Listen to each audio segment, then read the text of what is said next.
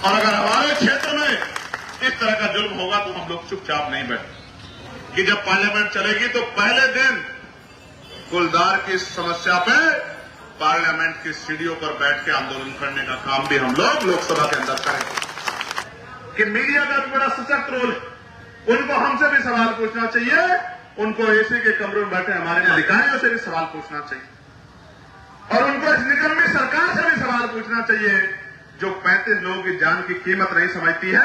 क्या आप इस आंदोलन में हम लोग का साथ दोगे?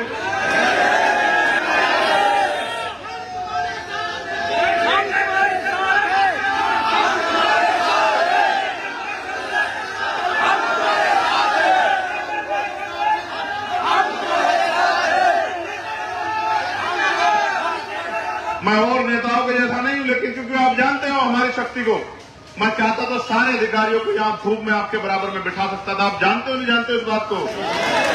मैं तब तक अपने कमरे पर नहीं जाऊंगा जब तक यहां से उचित समाधान नहीं होगा। मैं आपको विश्वास दिलाता हूं, चाहे रात कहीं काटनी पड़े और दिन कहीं काटना पड़े, जब तक अस्थायी समाधान नहीं होगा, लोगों को न्याय नहीं मिलेगा और ठोस कार्रवाई नहीं होगी, तब तक मैं अपने कमरे पर वहां धामपुर में नहीं लौटूंगा। और यहीं से जो भी कार्यक्रम होगा वो क्षेत्र से ही किसी न किसी ऐसी जगह से जहां रुकने का मौका मिलेगा वहीं से। बस आपसे आग्रह कि रोटी पानी की व्यवस्था आप लोग करा देना। करा दोगे नहीं करा दोगे? बिजनौर गुलदार मुक्त होना चाहिए, होना चाहिए? जोर से बताओ, गुलदार मुक्त बिजनौर, गुलदार मुक्त बिजनौर। रात में गांव में जाते हैं कि जो कमा के तैयार किया है, बेटी की शादी है, बेटे की शादी है, बच्चों की पढ़ाई के लिए कुछ जोड़ा, ये चोरी ना हो जाए। चारों तरफ इस तरह का माहौल बना हुआ है कि कोई सुनवाई नहीं हो रही। जो काम पुलिस को करना चाहिए, एडमिनिस्ट्रेशन को करना चाहिए, वो जनता कर रही। पिछले 10-12 दिन में गुलदारों का आतंक बढ़ा और मैं आपको विश्वास दिलाता हूं कि इसकी जांच होगी कि क्या बरेली से कोई आदमखोर गुलदार लाके नजीबाबाद क्षेत्र में छोड़ा गया है, इसकी जांच होगी। मैं आपको विश्वास दिलाता हूं। और अगर ये छोड़ा गया है और ये पुख्ता हो जाता है तो जिस अधिकारी की इसमें मिली भगत है उस अधिकारी को कुर्सी पर नहीं बैठने देगा। इस बात पर मैं आपको विश्वास दिलाता हूं। आप जानते हो, मैंने केंद्रीय मंत्री से मुलाकात की और उन्होंने मुझे विश्वास दिलाया। मैंने उनसे आग्रह किया कि आप मेरे साथ चल के एक बार देखिए चल के कि किस तरह किसान डर के साए में मजदूर रह रहा है। मैंने उनको बताया कि लोग अपने बच्चों को स्कूल नहीं भेज पा रहे हैं, डर रहे हैं कि भेजेंगे स्कूल और जाएगा शमशान कब्रिस्तान। महिलाएं खेतों पे नहीं जा पा रही। क्षेत्र में 2 तरह से लोगों के घर चल रहे हैं। पहला, किसानी के जरिए। अब किसानी में एक प्राकृतिक मार जो आई, मैंने आपको बता दिया कि बाढ़ से, खो के पानी से कितना नुकसान हुआ है और कोई मुआवजा नहीं मिला। लेकिन दूसरा, जो फसल खड़ी हुई है उस फसल को समय पर ले नहीं पा रहे हैं क्योंकि डर रहे हैं। किसान कमजोर होगा तो मजदूर अपने आप कमजोर हो जाएगा, क्योंकि किसान और मजदूर एक कड़ी से जुड़े हुए हैं। किसान के खेत में फसल होगी तो उसकी उस फसल से उस मजदूर का घर भी चलेगा। जब किसान नहीं आगे बढ़ पा रहा तो मजदूर कैसे आगे बढ़ेगा? और इस पूरे क्षेत्र में एक बहुत बड़ी आबादी वो भी है जो खेत से घास लाके दूध बेच के अपने घर को चलाती है। एक बहुत बड़ी आबादी। अब इस डर के साए में जान को जोखिम पे डाल के वो महिला अपना घर चलाने के लिए खेत में जा रही है और जब खेत में जाती है तो खबर आती है कि गुलदार उनको रास्ते में उठा ले गया। और एक फोटो मैंने देखी थी, मैं तड़पा था उस फोटो को देख के कि एक बच्ची का मुंह नहीं था, पूरा मुंह नोच लिया था। उसका पैर अलग कटा हुआ पड़ा था, उसका हाथ अलग कटा हुआ पड़ा था। एक मन तो हुआ कि वो उस पूरे शरीर को लाके यहां इस दफ्तर में इन अधिकारियों के सामने रखा जाए और इनसे हिसाब मांगा जाए कि इस बच्ची को वापस लाके दो। क्या 5 लाख रुपए में ये बच्ची वापस लाई जा सकती है क्या? लेकिन अपने पद की गरिमा के अनुसार मैंने बात की कि आप इसमें कार्रवाई करो और हमें विश्वास दिला गया कार्रवाई होगी। मैंने लेटर लिखा तो वाइल्ड लाइफ इंस्टीट्यूट देहरादून की टीम एक यहां आई, लेकिन क्योंकि जान जा रही थी, गरीब किसान मजदूर की। कहते हैं अमीर मरता है तो कानून बदलते हैं और गरीब मरता है तो मजाक उड़ती है, मजाक उड़ी और उसके बाद चैन से फिर सब लोग बैठे। अब सवाल यह है कि ये जुल्म कब तक? जैसा मैंने कहा कि पानी सर के पार हो गया, अब इस पे कोई ठोस कदम उठाने की जरूरत है। और मैं जानता हूं अगर मुझे एक पंजा लगेगा तो पूरे देश को खबर जाएगी, इसलिए मैंने फैसला लिया स्वतः कि हम उस क्षेत्र में जाके रुकने का काम करेंगे जहां गुलदार का सबसे ज्यादा आतंक है। एक सेनापति होने के नाते, एक नेता होने के नाते, इस क्षेत्र का प्रतिनिधि होने के नाते मैं अपने दूसरे भाइयों की जान को जोखिम में नहीं डाल सकता कि वो जाएं और उस गुलदार प्रभावित क्षेत्र में जाके रुके। इसलिए मैंने फैसला लिया कि जो आफत आएगी सबसे पहले उसको आएगी जिस पे आपने भरोसा किया है, जिसको आपने ताकत दी। इसलिए हम वहीं जाके रुकेंगे, रात का रात्रि निवास हमारा वहीं होगा। जो मुसीबत आएगी उसका सामना हम करेंगे। मैंने पिछले जिलाधिकारी थे उनसे कहा था, जब नेटोर क्षेत्र में गुलदार का आतंक बचा था, मैंने उनसे कहा कि आप एक कुछ मत करो, एक ही काम कर दो कि आप किसानों को और ग्राम प्रधानों को आर्म्स लाइसेंस दे दें कि जरूरत पड़ने पे वो अपनी जान की रक्षा स्वयं कर सके। लेकिन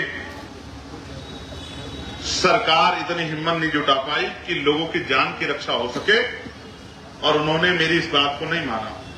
इसके बाद कई लोगों की जान गई और इस पिछले 15 दिन में जो 3-4 लोगों की जान गई है, इसने अंदर तक हम सब लोगों को हिला के रख दिया।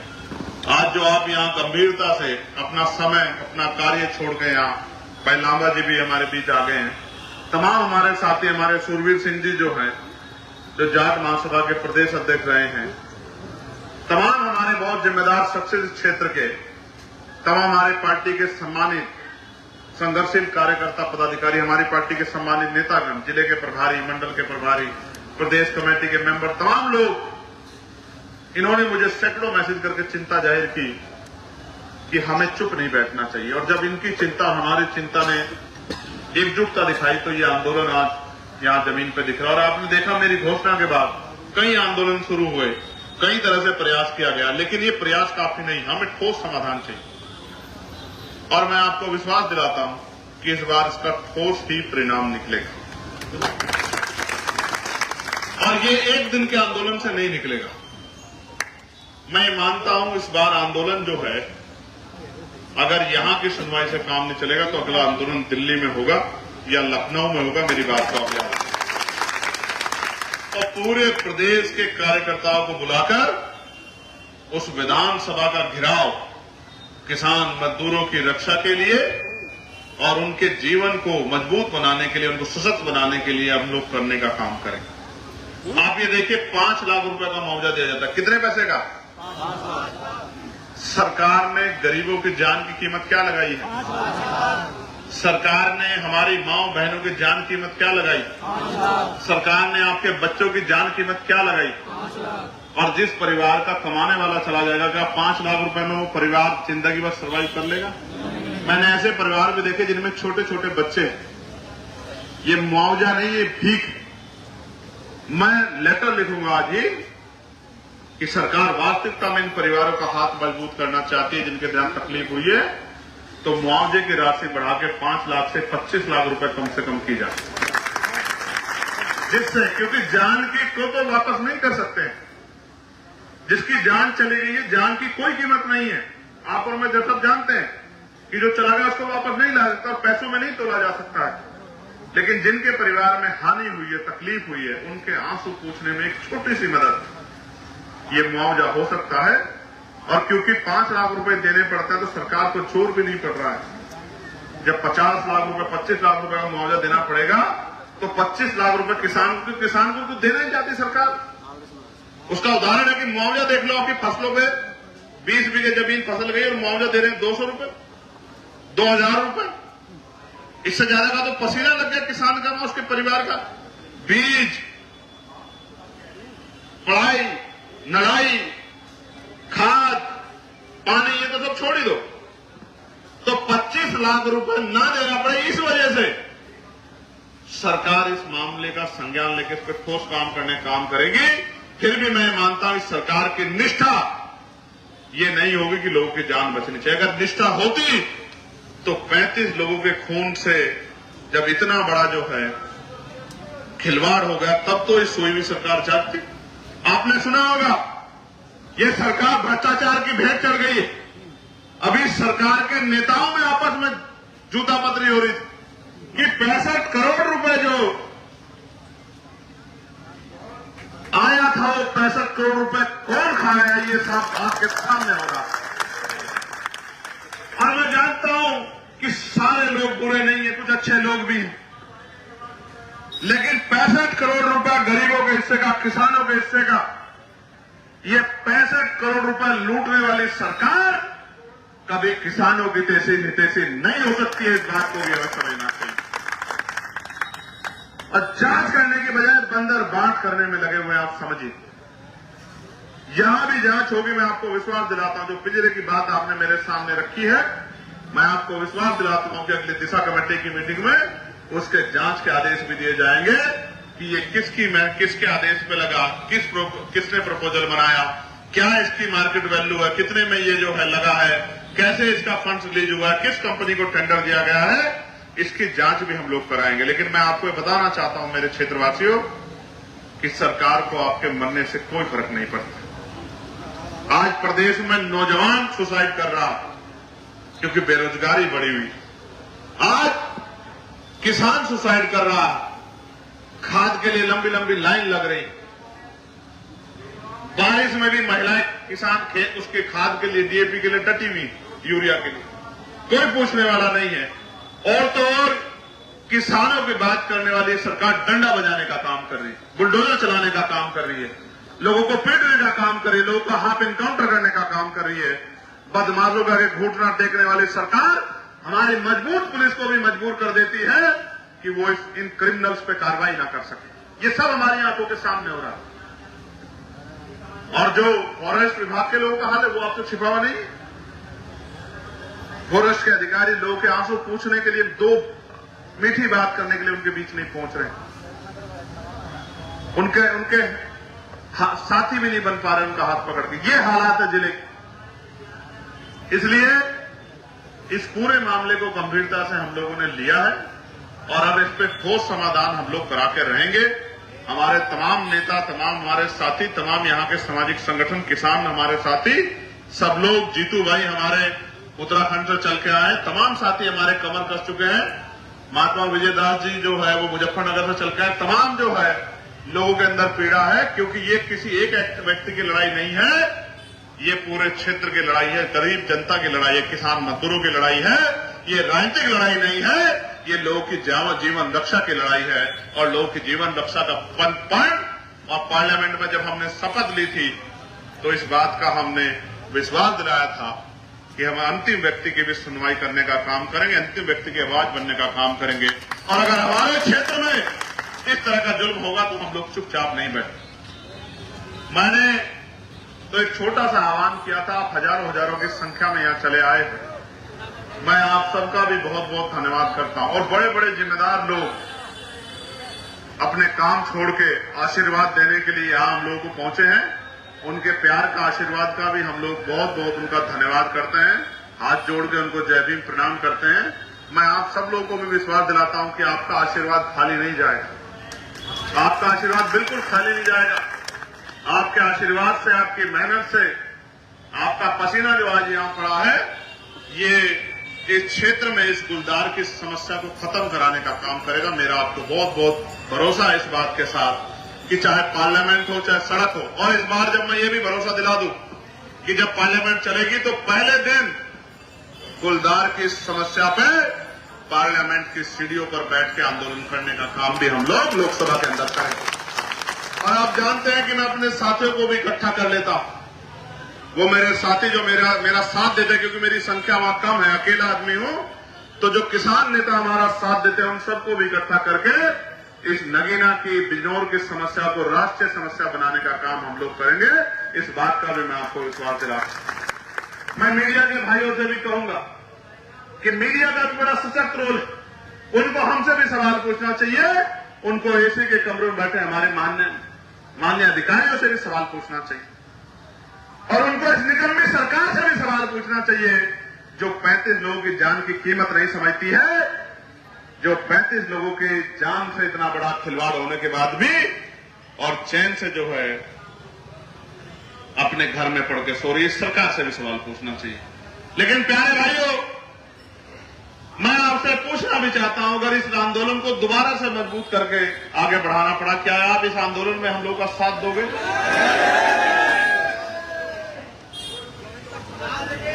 दोबारा से बताओ।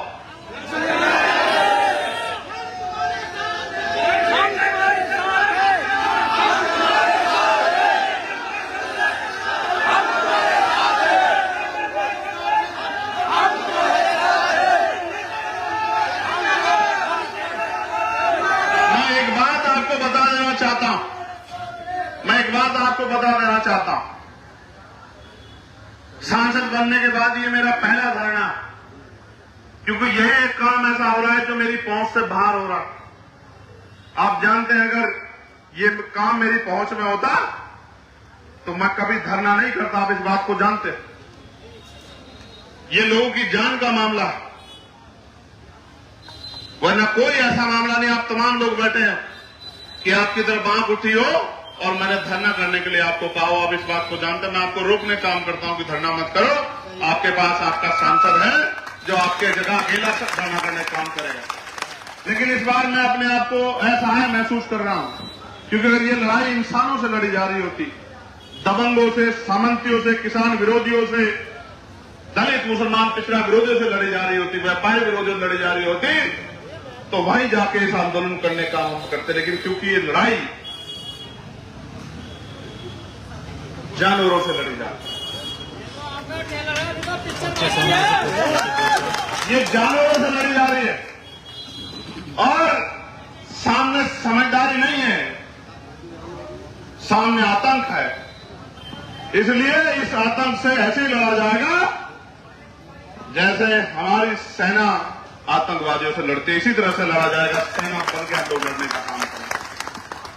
और प्यारे भाइयों, अगर ऐसे बात नहीं बनेगी, मैं और नेताओं के जैसा नहीं हूं, लेकिन क्योंकि आप जानते हो हमारी शक्ति को, मैं चाहता तो सारे अधिकारियों को यहां धूप में आपके बराबर में बिठा सकता था। आप जानते हो नहीं जानते हो इस बात को?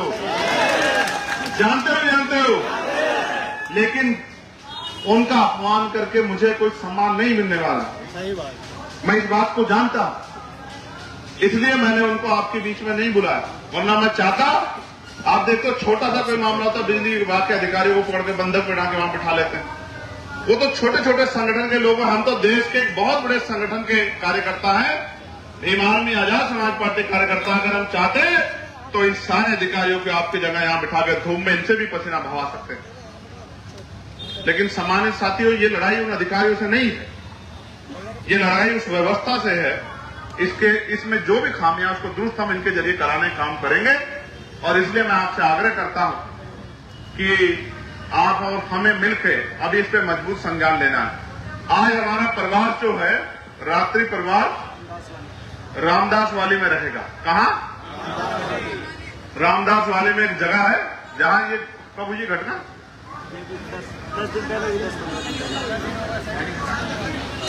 15 दिन हो गए। तो 15 दिन जहां पहले घटना घटी थी, जहां लगातार गुलदार देखा जा रहा है, तो आज हमारा रात्रि प्रवास वहीं रहेगा रामदास वाली। और उसके बाद कल फिर हम उसी क्षेत्र में कहीं ना कहीं जनता दरबार भी लगाएंगे।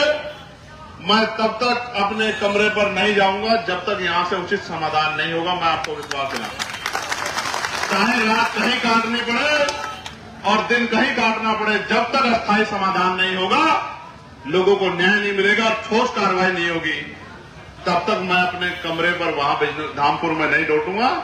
और यहीं से जो भी कार्यक्रम होगा वो क्षेत्र से ही किसी न किसी ऐसी जगह से जहां रुकने का मौका मिलेगा वहीं से।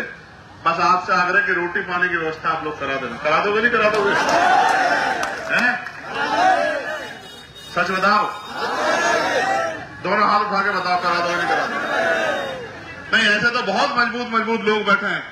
ये तो एक एक बारात की व्यवस्था करा सकते हैं, लेकिन इनसे व्यवस्था नहीं करानी, आप ही लोगों से व्यवस्था करानी।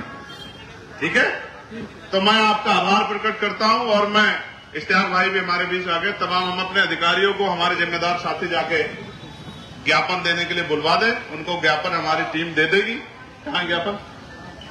हाँ, और फिर हम लोग जो हैं, मैं आप लोग अपने अपने काम में डटना। मैं जरा रामदास वाली जब तक जो है पूरी जानकारी जुटा के मैं रामदास वाली रहूंगा, फिर तटबंध और जहां जहां समस्या है उनको भी देखने के लिए जाऊंगा।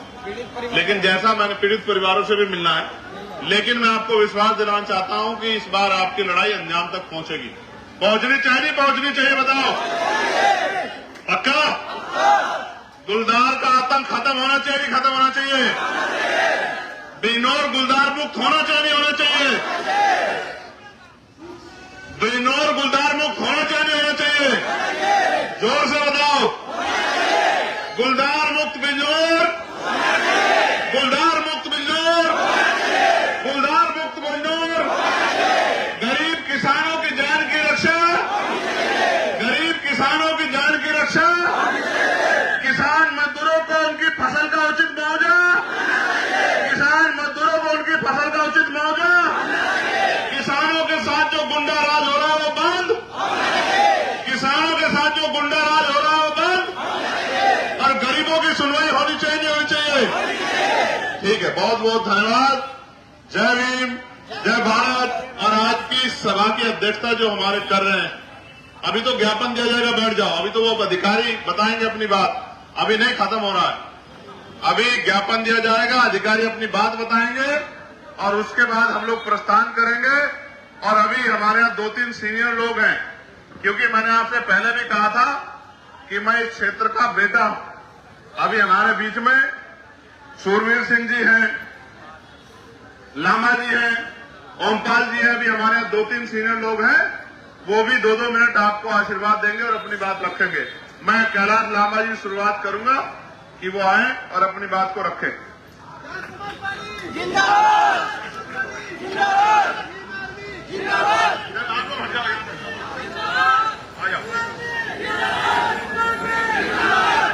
बहुत ही आदर सम्मान के योग्य